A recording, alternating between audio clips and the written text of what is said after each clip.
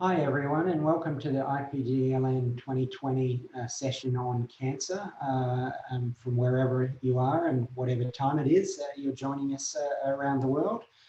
My name is David Preen. I'm the Chair in Public Health at the University of Western Australia, and I'm going to be chairing this session. I'm also Chair of the Scientific Committee for this conference, so just as an aside, I hope you've been enjoying the conference sessions. And been finding the virtual conference platform sort of good to use and enjoying the overall sort of process and experience. So we've got four presenters today who are each going to talk for around about 10 minutes. And then as per the usual process for these abstract sessions, which many of you will be familiar with, we will leave questions to the end. There'll be about 15 minutes for us to have questions. So if I can please ask you during presentations to post any comments or questions you have for any of the presenters using the live Q&A function. I'll keep a track of that and then we'll use that to facilitate discussions at the end. If you see a comment or question that you also like or you wanted to ask, just hit the like button next to that question and then we'll get an idea in terms of priority and where to start in terms of what the audience is hoping to hear. All right, our first speaker today is Dr. Benjamin Daniels, who I've had the pleasure of working with in recent years. Ben is a research fellow at the Medicines Policy Research Institute, which is located at the Centre for Big Data Research in Health at the University of New South Wales. He's an early career pharmacoepidemiologist and specialises in analysing linked data to understand the use and outcomes of medicines with a particular focus on targeted cancer therapies. And he's going to be talking about his work on identifying incident cancer cases in medicine dispensing claims, a validation study using Australia's Pharmaceutical Benefit Scheme data. Over to you, Ben. Okay, thank you, David. I'm just sharing my screen.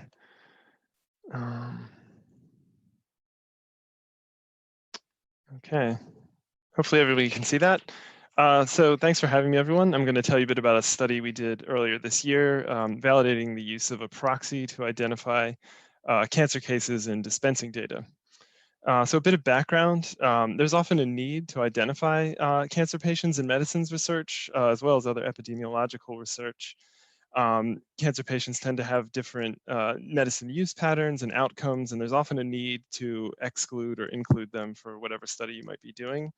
And one doesn't always have cancer diagnoses data at hand, so proxies are often relied upon. In Australia, there have been a handful of studies looking at specific cancers that showed you really need hospital diagnoses codes to get any kind of reasonable accuracy in ascertaining cancer status from administrative health records. And typically when chemotherapy codes or anti-cancer medicines were added to those detection algorithms, they improved a bit, but on their own, they performed very, very poorly for these specific cancers. But in Australia, you often only have dispensing data. So we were curious to see what this looks like more broadly. So across all cancers and different cancer sites, what does the ascertainment look like? And then we wanted to try to sort of understand if you had to use this proxy in a study, what the bias might look like from relying on this. So we did this using the Australian Department of Veterans Affairs client database linked with the New South Wales Cancer Registry and the Repatriation Pharmaceutical Benefit Scheme, which is essentially analogous to the Australian Pharmaceutical Benefit Scheme, but it's paid for by the DVA and includes a few extra medicines, but it's broadly similar. Our study population was DVA residents who resided in New South Wales between 2004 and 2012. And we excluded people who left New South Wales at any time, as if they went to another state, we wouldn't observe, potentially wouldn't observe a cancer diagnosis in that other state, as we only have the New South Wales Cancer Registry. And we further restricted the cohort to DVA Gold Card holders who had received their Gold Card benefits before or during 2004 and 2012. This is the highest benefit level in the DVA. It ensures all their medicines are paid for and will therefore appear in our data. And the DVA population is an older population. So we restricted this to those clients who are 65 years or older at the time of receiving the gold card. But this is just to keep things cleaner, because the majority of DVA beneficiaries are in this age group. So for our gold standard of the proxy, we used the New South Wales Cancer Registry. We excluded diagnoses made at death and those cases who died within 1 month of diagnosis, as they likely did not have time to receive treatment. We used ICD-10 codes to identify different cancer sites. And for our proxy, we looked for a dispensing of any anti-cancer medicine within 12 months of the diagnosis date on either side of the diagnosis date. And we defined anti-cancer medicines as those whose ATC codes begin with LO1 or LO2. And then to control for demographic characteristics, changes in treatment patterns over time, and different observation periods in the dispensing data for different clients. We matched clients with and without a cancer diagnosis one-to-one, and clients were matched one-to-one exactly on sex and month and year of the cancer diagnosis. Obviously, non-cancer patients don't have a month of diagnosis, so we considered each month that a non-cancer patient was alive as a potential month of diagnosis for matching purposes. And then we matched using nearest neighbor propensity score matching based on their year of birth, and then observable observation time prior to and following diagnosis to a maximum of 12 months. And we restricted the ascertainment period in the data to a maximum of this 24-month period. And visually, it looks a little bit like this. This is a timeline for a cancer patient. That's their date of diagnosis. And they might have 8 months of observation time prior, 4 months of observation time following diagnosis. Then we looked at a non-cancer patient, find their quote unquote date of diagnosis, and we restricted to the period of time in between the dashed blue lines as to ascertain cancer status based on our proxy. And since there are a lot of moving parts in this and different potential observation periods for our controls, we took multiple matched samples and then averaged the estimates of sensitivity, specificity, positive and negative predictive value to evaluate the proxy. And then as a motivating example, to get an idea of how this might play out in a real world study, we contrived a hypothetical study of opioid use in older Australians, where we focused on new opioid users, and we want to exclude anyone with a cancer diagnosis based on our proxy.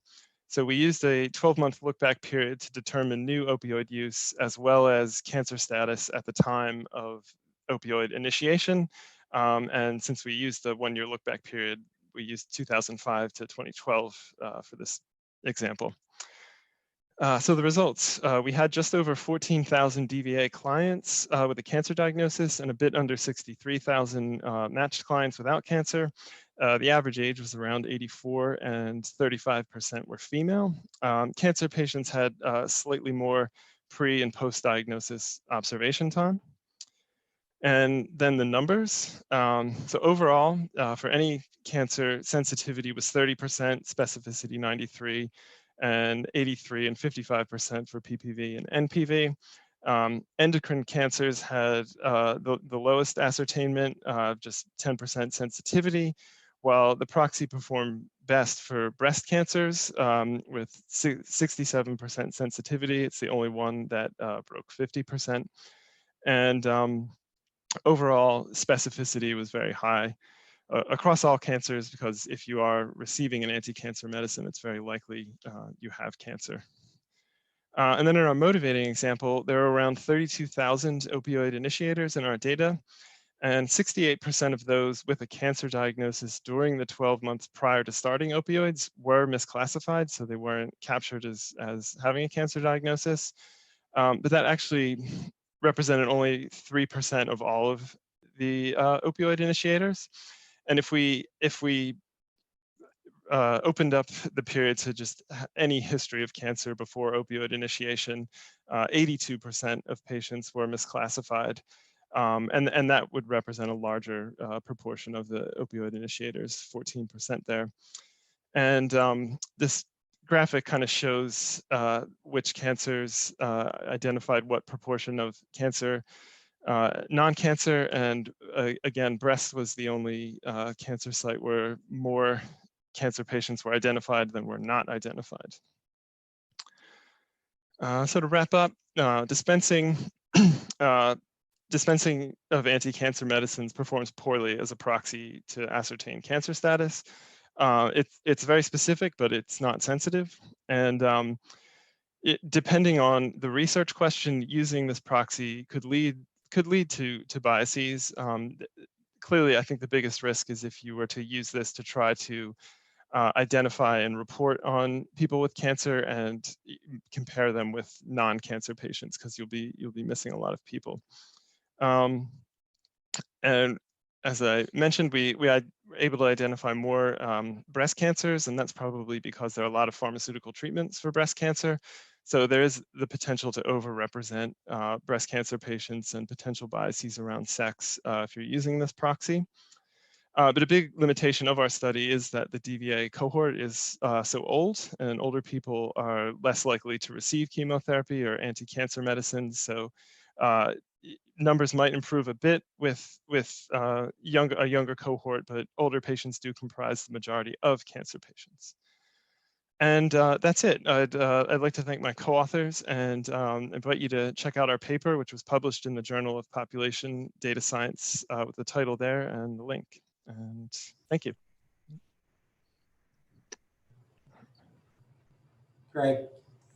There we go. Thank you, Ben. Great presentation, and certainly an area which many of us have grappled with and continue to grapple with in terms of imperfect data, and look forward to asking you some questions at the end. Our next speaker is Dr. Kazzem Gheybi, is a PhD student at UniSA. Kazzem has worked as a general practitioner in Iran for a number of years, moving to the University of South Australia in 2018 to commence his PhD, which focuses on colorectal cancer and how age and comorbidities impact its treatment and survival, which he's going to be presenting on today. So over to you, Kazzem. Thank you.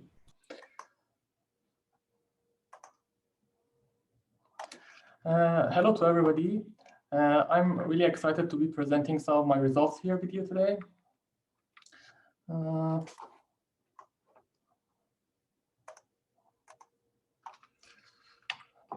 Despite all of the improvements in the treatment of colorectal cancer, stage is still the most important predictor of its mortality, but only a small proportion of the studies in this area focus on stage. Age is also another important predictor of colorectal cancer treatment and mortality, which has not been explored properly. That's why I'm gonna present my results, which are about the pattern of comorbidities in colorectal cancer with an emphasis on these two factors. The dataset that I'm working on comprises of all of the colorectal cancer cases diagnosed in a 10-year interval in South Australia. This was acquired by gathering data from different sources such as hospitals, cancer registries, and clinical registries, and linking these data together.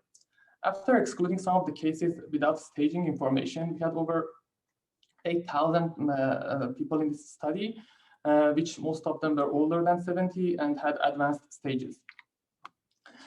We used the Charlson Comorbidity Index to measure the comorbidity burden in this study. This graph shows the pattern of Charlson Comorbidity Index by age in the population, in the study population. And as you can see, the red columns, which represent a high comorbidity burden, are taller in people with an older age group, and the green columns, which show people with no comorbidities, are taller in younger ages. In this study, we measured the occurrence of comorbidities in Charlson Comorbidity Index. And as you can see, the common comorbidities in cancers of colon and rectum are almost the same. People with colon cancer have a slightly higher prevalence of comorbidities, But this method has some limitations. For example, the Charlson index only has 17 comorbidities in it, and that doesn't represent all of the comorbidities in this population.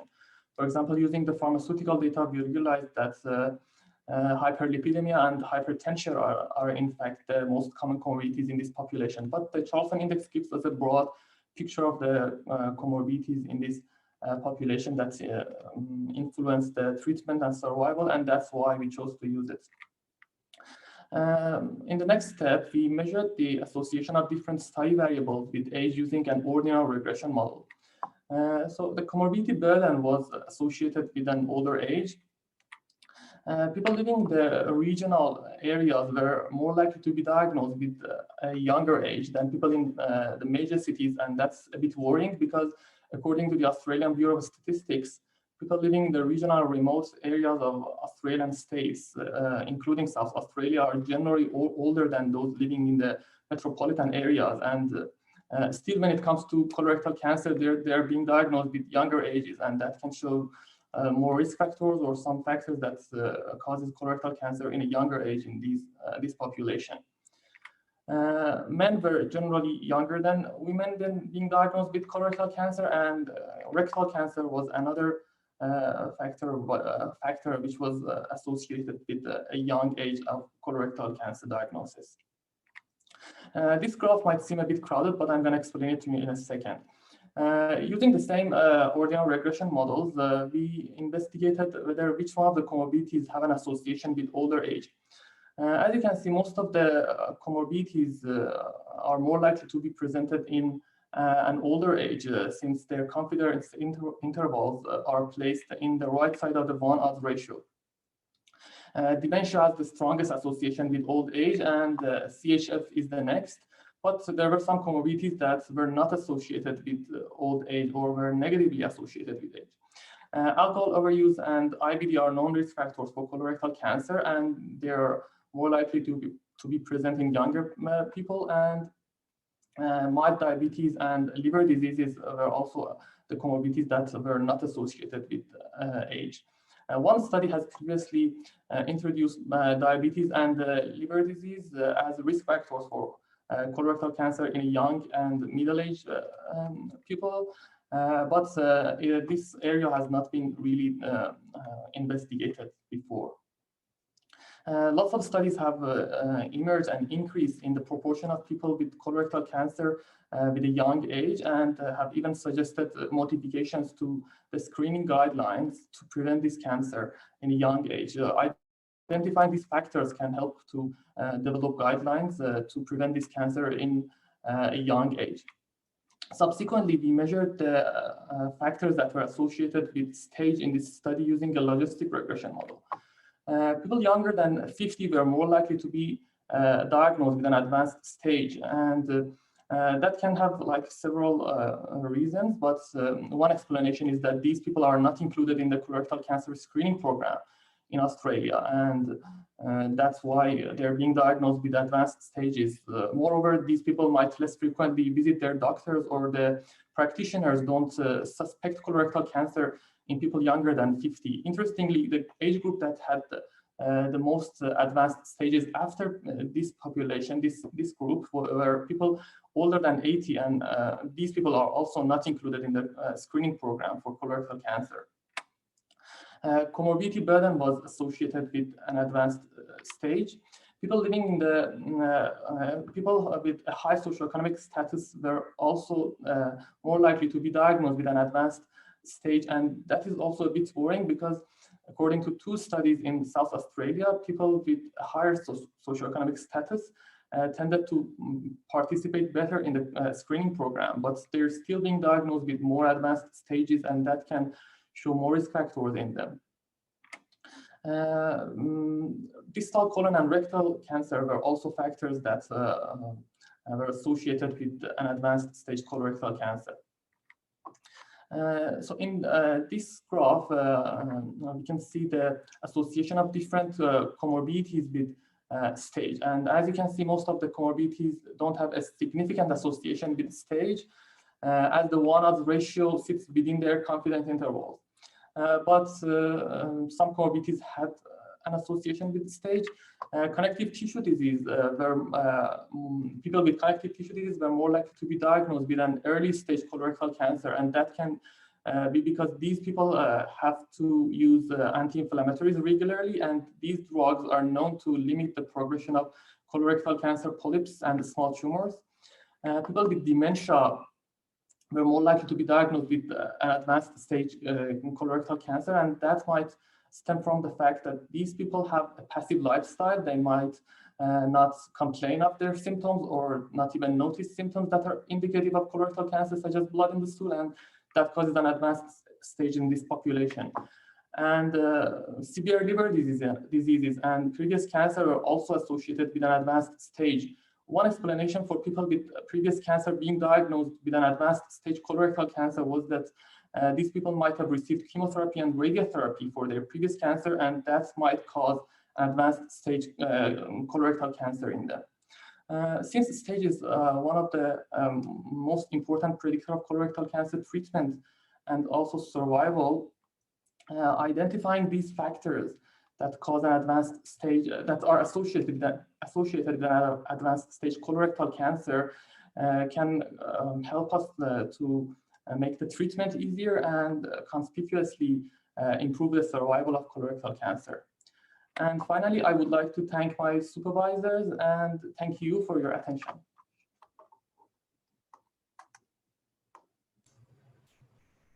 Perfect. Thanks, Kazzem, and keeping perfectly to time, which is great to see. All right, our next speaker is Dr. Iain Atherton, who's a reader from Edinburgh Napier University, in as a nurse and a demographer, and is co-director of the Scottish Centre for Administrative Data. His work includes analysis of linked data to better understand health and well-being, and he lectures regularly in research methods and the implications of population health for practice. He's going to be talking today about changing propensity to die at home for people with cancer in Scotland, with evidence from a recent linked data study. So over to you, Iain. Good morning. Can I just check, can you hear me okay? Yes. You can. Excellent. So thanks very much for the introduction, David. So yeah, I'm going to talk about a study we've been doing, looking to try and understand why it is that people are increasingly, or to a small extent, people are increasingly dying at home after a diagnosis of cancer. I'll just briefly run through why we've been looking at that. It's an important issue from the point of view that clearly we have an aging population. And as Kazzem has just been talking about, cancers are associated with comorbidities that often, in many cases, require social care support. So from a policy point of view, it's important. Not only do we have an aging population, but we do also have an increasing tendency, as I mentioned, to die at home. This is a trend that's being seen in many countries across the world. And there is some evidence that it is happening in Scotland as well. And although the increases are to a relatively small extent, they still have big implications in terms of, for example, the provision of community care. So the question is, why is that happening? A lot of the papers that have looked at these issues in other countries really come to the conclusion that it's changing policies, it's improving palliative care, it's enabling people to stay at home for longer. There's a paper in the United States that suggested that it was a change in hospital discharge policy, so an increasing tendency for hospitals to be discharging people quite shortly before they died, they used 3 days as their cut-off point, and showed that once they took that into account, then where care was continuing was really still in a hospital setting. There is also the possibility that it is the result of demographic or social change. So, for example, the aging population I mentioned, one of the drivers behind that is increasing male life expectancy, which is also associated with a decreasing period of widowhood. So it may be that there's an increasing availability of informal care that is more easily enabling people to remain at home. Or it might be that it's trends in society more generally. So cohorts entering later stages of life, increasingly wealthy as a group. And there is some evidence that that is associated with being able to remain at home for longer. So those are the 3 potential explanations that I'm going to talk about this morning, my time. So the study we put together in order to look at this was a linkage of the Scottish census to death registration records and to hospitalisation records. So we had the census from 2001 and the census from 2011. We linked all deaths within a 12-month period after enumeration. This particular study I'm talking about today, we only included people who were indicated to have died from cancer with the ICD code and the death registration.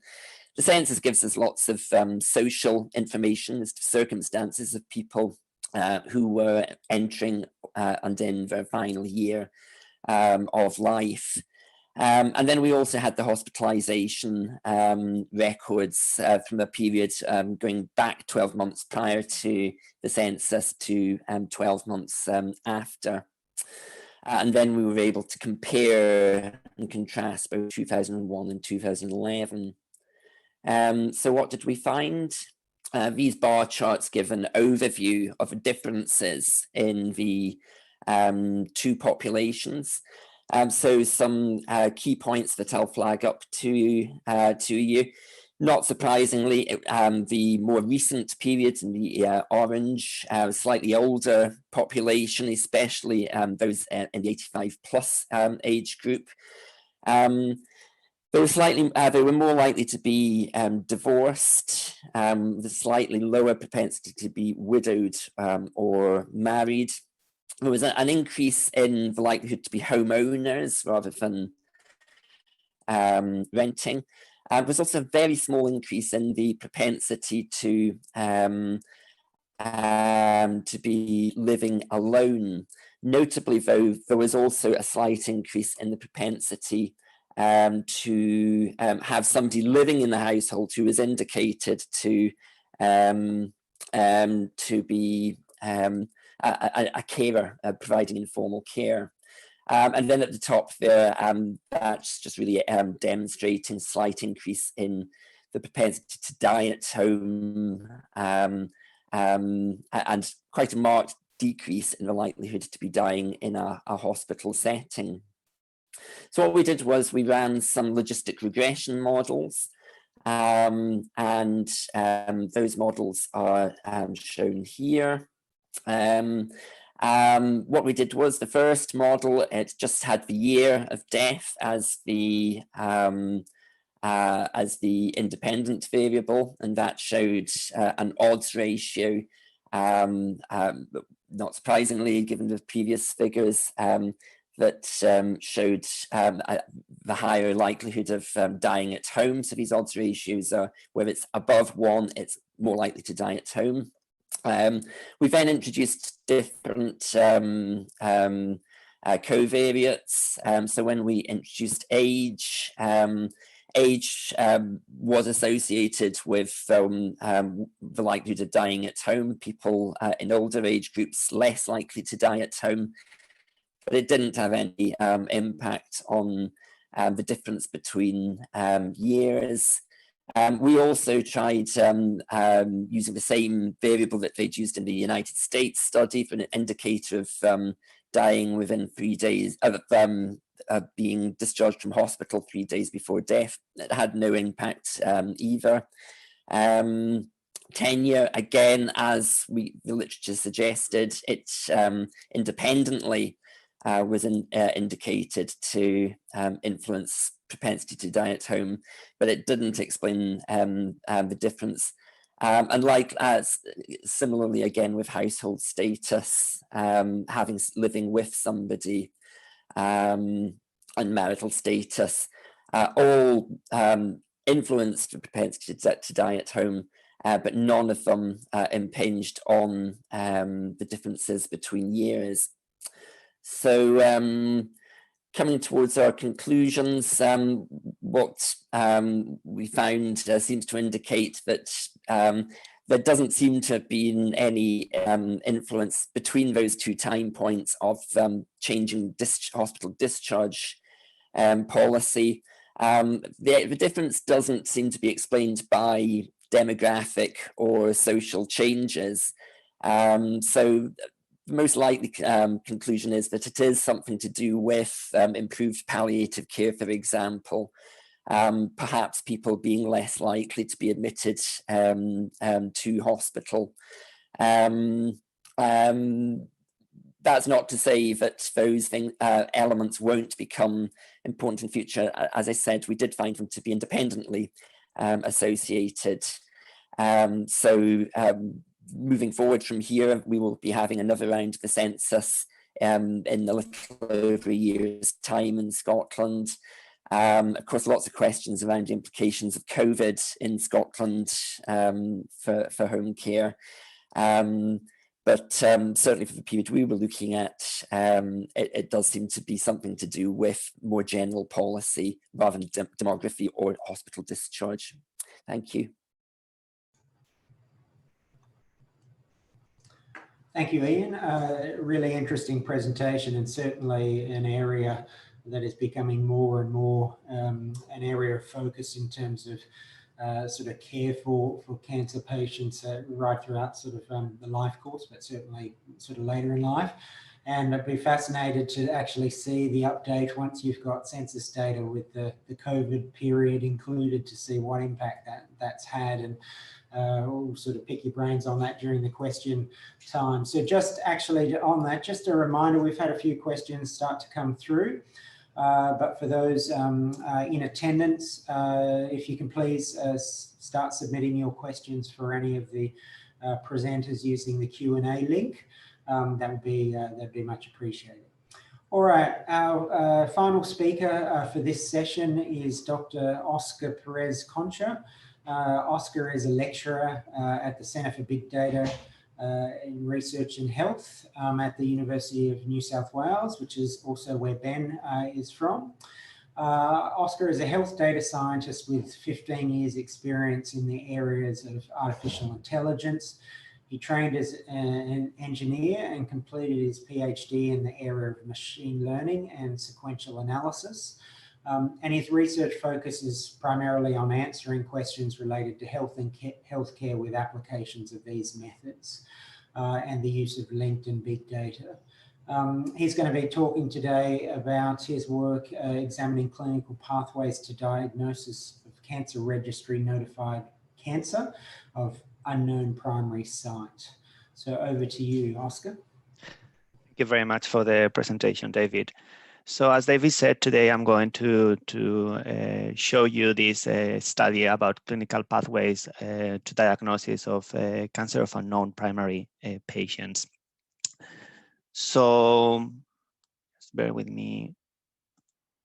Just to start with, just 1 second, I'm going to move this.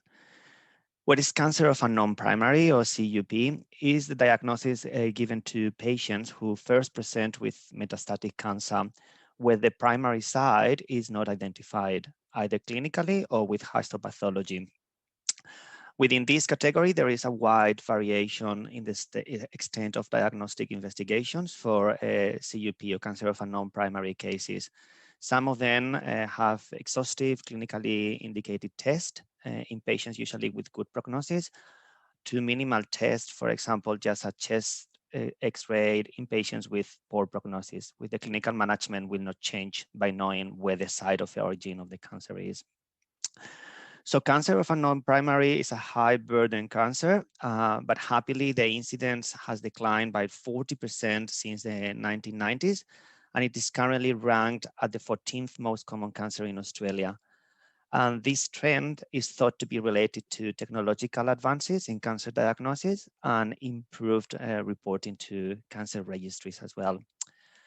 Mortality rates happily also have declined over time by 25% since the 1990s, and it is currently the sixth most common cause of cancer death in Australia.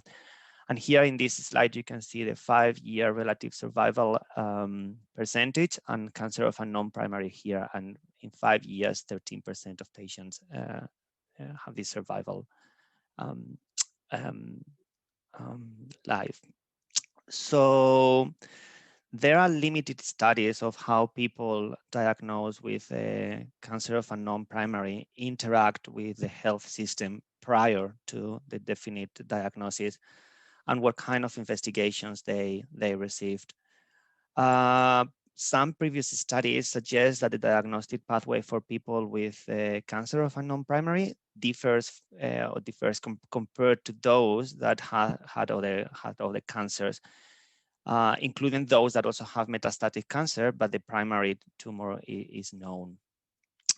So cancer of unknown primary appears more likely to be diagnosed following an emergency department visit compared with other cancers that the diagnosis might involve some diagnostic test. So here in this slide, I tried to explain this a bit clearer. So for cancers, metastatic cancers with known primary, what this study suggests is that they follow the pattern that we expect. So they go to the GP finds something is not right. Then they go to the specialist, they have a battery of tests carry out, and then they have the cancer diagnosis. Whereas for the pathways of diagnosis for cancer of unknown primary, many of those patients don't have these previous visits to GP with specialists. And then what they observe is a big spike of presentations to emergency department in where the cancer is diagnosed. And as you can imagine, many of those are already in a late stage. But also other patterns find that these people really are interacting with the healthcare system before the cancer diagnosis. So you can find that they go to the GP, but the reasons why they go to the GP are different, and the GP can't find something abnormal. And again, they present in emergency, and this is where the cancer is detected. So what is the aim of this study? So we wanted to replicate this in Australia. The purpose of this study was to determine how health service utilization prior to diagnosis for people with cancer of unknown primary differs or not, that was the hypothesis, from those notified with metastatic cancer of known primary. So we did this using the 45 and up study. It's a very well-known cohort study here in New South Wales. And for those that are not from Australia, New South Wales is a state, the most populous state in Australia, and is where Sydney, the biggest city is Sydney. So for the 45 and up study, they enroll 250,000 people, residents of New South Wales, at least 45 years old or older. And the enrollment period was between 2006 and 2009, and they filled a questionnaire with lifestyle and comorbidities. And they were follow up from enrollment to basically to nowadays or to death.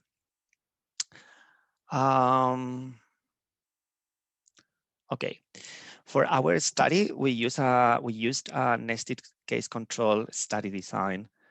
Through record linkage, we identified 327 participants with cancer of unknown primary. And we randomly selected a control group and the control group was solid metastatic cancer of known primary site.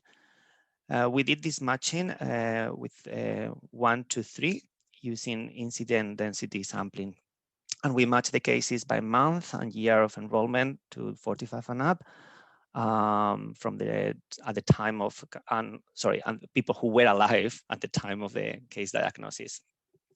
So these 45 and up data, as you can see in this slide, the data were linked to population health data to identify all health service use, diagnostic tests and procedures in the month of diagnosis and 3 months prior. And we used conditional logistic regression to estimate adjusted odds ratios and 95 confidence intervals.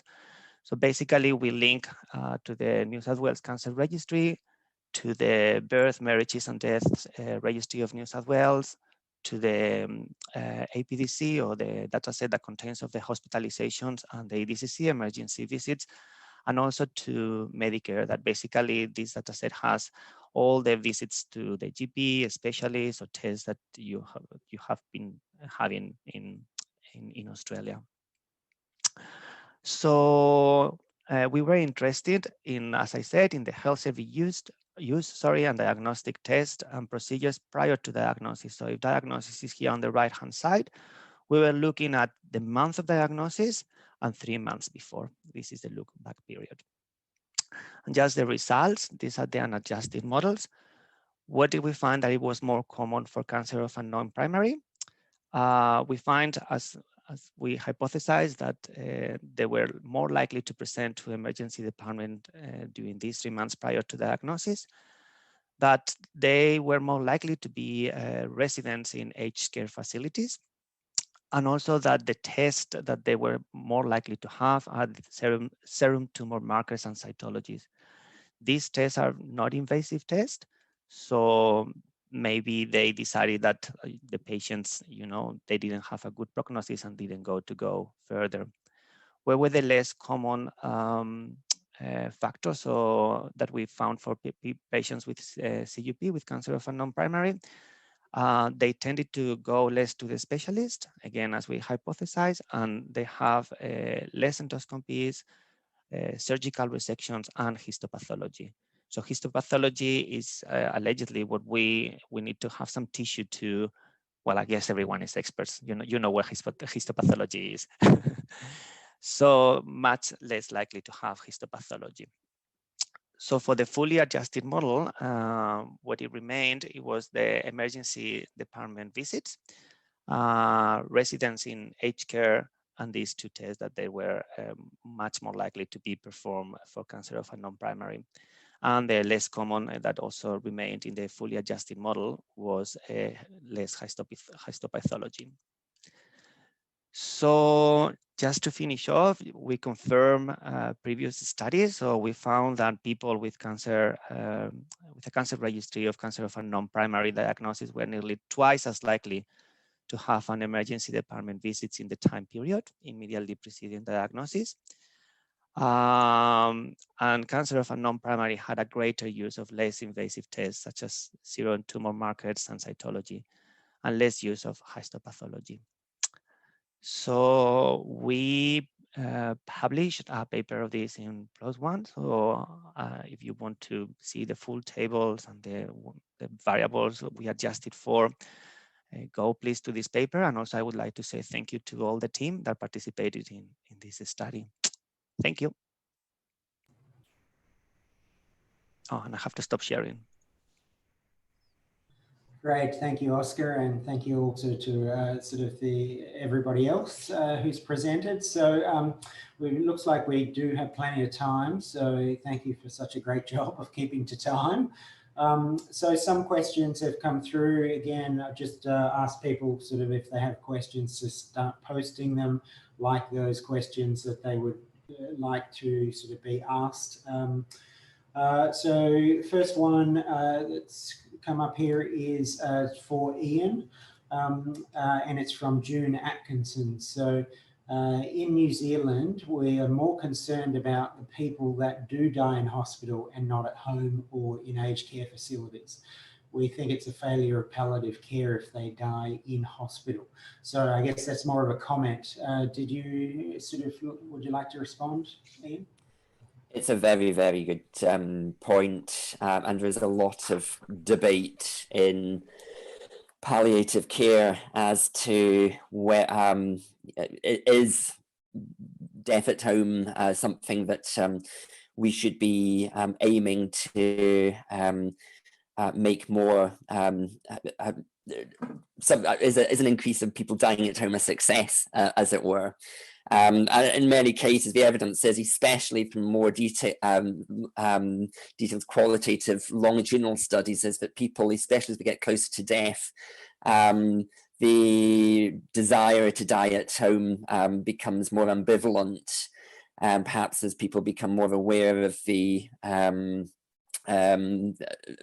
implications for themselves and for loved ones as well. So there's debates both ways. I think what's important though is that we understand what it is that's driving the trends, so that we can resource such that people can have choice as to where they would wish to spend their final days. So I don't think it particularly is a marker of success or failure. There are many times where hospital death is the appropriate place for palliative care. I don't know if that answers your point, June. All right, thank you, Iain. So next question is from Derek Lopez for Kazzem. How do the comorbidities like dementia affect the drug treatment of these colorectal cancer patients? Are there any contraindications to their treatment?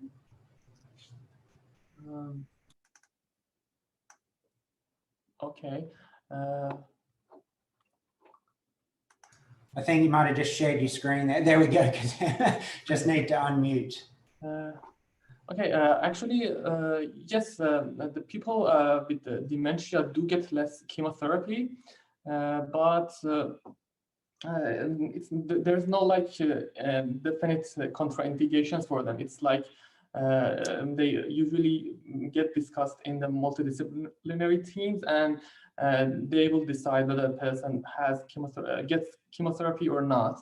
Actually, that's the next chapter of my studies, but yes, just a short answer is that people with dementia do get less chemotherapy compared to other people.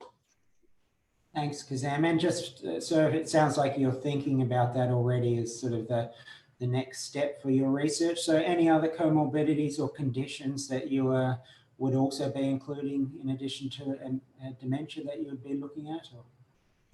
Yes, I have considered all of the comorbidities in Charleston comorbidity score. Yes, I did investigate impact of all of them in all of the treatment modalities, such as surgery, chemotherapy, and radiotherapy. Yes. Great, thank you. All right, next question, and we are getting a number of comments to thank you all for the interesting presentations and that people have enjoyed the sessions and your talks, so that's great to hear. So next question is for Ben, and it's actually from Kazzem. I'm also working with PBS data. The issue is that we cannot realize whether some of the chemotherapy drugs are used for chemotherapy or other purposes. And are they potentially used sort of either off-label or for other conditions such as rheumatic diseases? So how did you tackle this issue? Yeah, so we just left them all in, but obviously methotrexate would be the big one, used a lot in arthritis, and probably the overwhelming majority of use of methotrexate is for arthritis. So our specificity numbers, while high, were actually smaller than other studies because we left methotrexate in there. When we take it out, they're closer to 97, 98%. But I think for most in most other cancer medicines, you're kind of okay. There's probably the odd one here and there that has a different indication, but I don't think there's another one on the scale of methotrexate. But if you were going to try to use this, I would definitely exclude methotrexate from that. Yeah, and in methotrexate was specifically referred to in Kazzem's question, so that's good. Actually, just while I have you on screen, so what were you surprised at the results, in particular the very low sensitivity? I mean, specificity sort of does make more sense for what you were doing, but you know, many of your sensitivities were down around sort of in the teens, which is, you know, often, as you mentioned, not usable when you're wanting to, you know, identify a whole population or a representative sort of group of people with cancer using dispensing data. But were you surprised at the sort of the level of under ascertainment? I was. I wasn't expecting it to be good, but I didn't think it would be that low. I thought we'd maybe have a bit more, around 50%, but yeah, certainly 10% in the teens. I wasn't expecting it to be that low, but yeah, again, it is an older group, so they will receive less treatment, but yeah. Okay. All right, another question. Well, that one's question. Actually, Ben, maybe just while I've got you, and I might have missed this. Did you look at, for those that did or didn't have, you know, were or weren't picked up, I guess, from the medicines data, whether there were any systematic differences in those populations in terms of, you know, either clinical or socio-demographic characteristics? Is it a case of, is it just all under ascertainment for, you know, sort of the population, or did you have differential ascertainment, albeit that they were still pretty low? So I'm not sure if you looked at that. Apologies if I missed that. No, we didn't get that far into it, but that's a good idea. Yeah.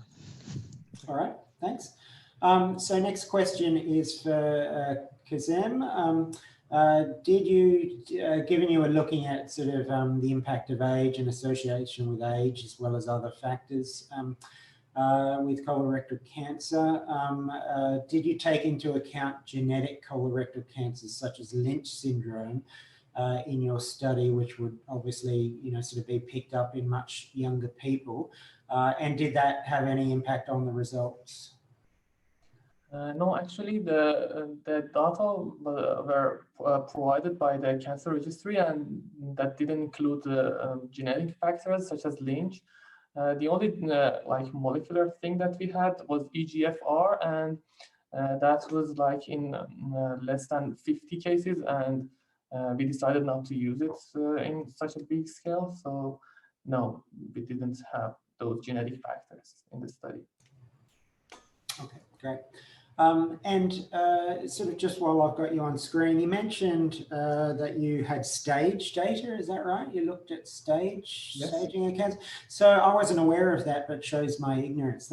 So the New South Wales Cancer Registry has stage data that's routinely collected and provided, or? Actually, sorry, the data that you used?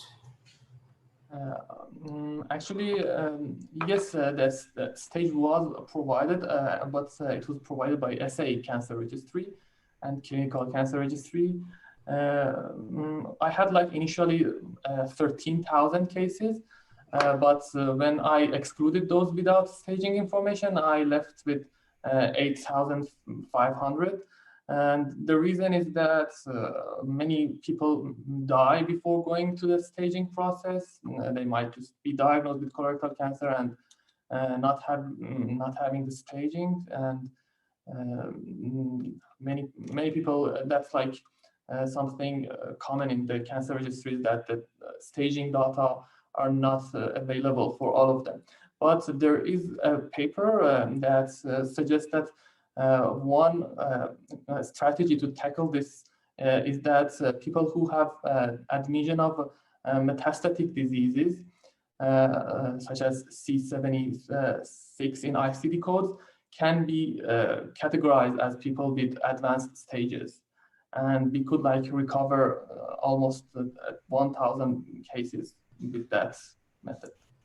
Okay, thanks. Yeah, and look, that's one thing certainly in Australia that has complicated or sort of made things difficult, especially when you're looking at cancer outcome research. Is the majority of cancer registries, which are state-based, don't routinely report stage, which obviously is a major issue when you're trying to look at whether or not a particular exposure or a particular group have better outcomes, but possibly there's a confounding by indication, or there's a bias there that those that are exposed are, sort of in a sort of more severe state or have a higher stage. Just actually, I can see the presenters there nodding. Just be interested to get your experiences, and Iain, maybe starting with you, seeing you're in the UK. So staging information, is that routinely recorded in linked administrative data in cancer registries?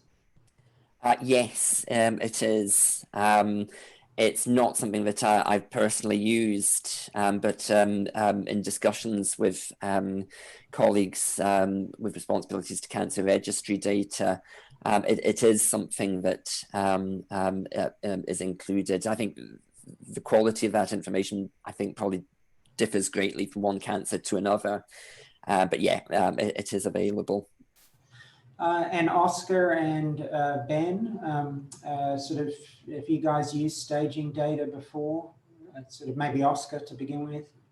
I've tried, but the Cancer Registry of New South Wales have many missing values for that variable, probably related to what Kazzem was saying before.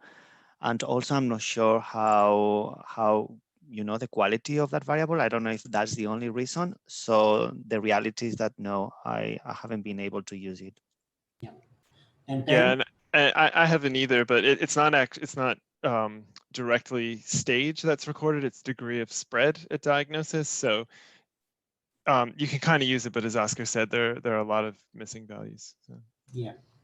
Yeah, so look, that's been my experience too, which is a shame. And despite in Western Australia, sort of many attempts to sort of get that routinely incorporated into the data, it hasn't really sort of eventuated to this point. So we've got a question here for Kazzem, sorry, from Tanya Ravapati. Did you consider frailty as one of the contributing factors in the outcome of colorectal cancer? Well, unfortunately, no, because it's not possible to capture frailty with the ICD codes. I noticed that it was the topic of discussion in one of the other presentations in this conference, and no, and that's like not a good thing, because in the next step of my study, which is about treatment, it is going to be much more decisive frailty than comorbidity for choice of treatment, but we didn't have that. Great. And there is also a question here, although I think you've answered it. So you mentioned the completeness of the staging records that you used was sort of less than half, is that right? Or was around 50% of your overall cohort? Kazzem? Excuse me, could you please repeat it? Oh, sorry. A question in terms of the completeness of your staging records, which I think you might have answered in your previous response, was that sort of it was sort of 50 to 60%. Is that right? Sort of once you remove 13,000 people, but I ended up with 8,500. So it would be, I guess, 67, 68%, I guess. Yeah. Okay, great. And Ben, so a question sort of in your methods, you mentioned you looked at medicine dispensing, so cancer-related medicines dispensing 12 months prior to and 12 months post the diagnosis date in the cancer registry. And so the query is sort of what was the rationale for, apart from just trying to sort of capture everything, I guess, was for looking at the 12 months prior, given, it's probably less likely that some of these therapies might be used prior to an actual cancer diagnosis. Yeah, I don't remember exactly, but I think it was to account for potential delays in processing of the records. And I believe most of the records we get are also what's called perturbed, which means we don't actually get the exact date they were dispensed, but they can be offset by as much as a month or two to protect privacy and things like that. So it was sort of a conservative way of trying to, see if we found anything. Yeah, right. And I'm assuming you undertook some sensitivity analyses looking at the window of time, or did you just decide let's go for a 12-month period? Or I think we just went with 12. I think, we might have started just looking at post and maybe 30 days prior. But that was dropped early on, and we just went with the 12. So I don't remember what that shows. I don't think it changed things much, though. all right, that's the end of our questions from the audience, unless there are others that want to come through. I wanted to ask Oscar, for effectively the cancers that you were looking at in terms of unknown primary site, were there any specific groups that you were able to identify that these were more, prevalent in? So is it a case of that they were seen, more sort of based on, characteristics like age, sex, or ethnicity, or maybe prior family history, or any behavioural, sort of factors, if you had that sort of information? We have some of that information from the baseline questionnaire. And basically, just to sum up, what we found is just that people that are more, that have more comorbidities and are more healthy, they are not, they are not as healthy, and also they are older, tend to have this cancer of unknown primary as more likely than other groups. And the same for the results that I presented today, tend to have less invasive diagnostic test. So also I think it's important to take into account that though we have an ICD-10 code for cancer of unknown primary, sometimes when the person is too vulnerable, I guess, I'm not a doctor, but I guess that there is a conversation.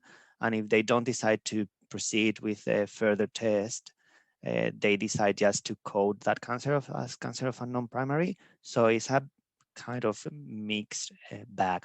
But yes, long story short, people with poorer health. Great, thank you.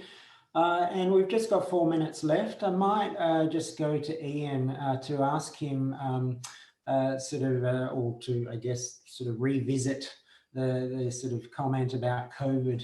And because I was thinking that when you were presenting that, sort of with your data from 2001, 2011, that obviously the world has changed dramatically in terms of likelihood of death sort of to begin with, but certainly people actively seeking cancer services or being able to leave the home, etc., or being treated in a hospital. And so I know this is a bit crystal ball gazing because you we don't know, but any thoughts on, what patterns you're likely to sort of see as a result of the disruption, especially in the UK as it's continuing, to cause havoc at the moment? Yeah, it is very, very difficult to tell. It's difficult to tell what's happening in the short term. And as for what the long-term implications will be, clearly that's going to be influenced by how long the pandemic continues for. Because hopeful news regarding the vaccine, the extent and how quickly that can be rolled out and how effective it is. And then again, in terms of the economic impact that this is likely to have on people, and their ability to, for example, care for others at home. I think there's a lot of questions, and it's at this stage it's really difficult to you can hypothesize in so many different directions. I think there's a lot of work to be done around what has happened in recent times, and we're looking especially at the situation in care homes at the moment. But I think what's also going to be really important is once, he was hoping that in the not too distant future, things begin to settle down, but we do look at what the long-term implications of this are for care and the ability of people to, the implications for palliative care services and for informal care, not just in terms of the person who is approaching the end of life, but also for those who are informal carers, to make sure that they're getting the support that's so important. Great. Yeah, look, it's going to be very interesting. I mean, it's going to be an issue for sort of health services researchers around the world, but in particular, your area is something that will be very interesting to see what evidence comes out. So we're down to a minute to go, so we might wrap it up there. I'd like to thank all the speakers for the fantastic presentations and your comments to the questions. Thank you to those who dialed in using a very old-fashioned term, or connected sort of to the session, and in particularly those that posted questions. Just a reminder that a recording of this session will be available on the conference app within 48 hours, although it is tended to be much quicker than that. And please don't forget to check out the on-demand section because there's quite a range of other cancer-focused presentations that were on demand. Unfortunately, due to the restriction with the virtual conference, it meant that we had to restrict abstract sessions to 3 or 4 abstracts. So there's fantastic other work there for you to view, and then reach out to the authors and presenters. So we'll leave it there. Sort of stay safe and keep well, and hope you enjoy the rest of the conference.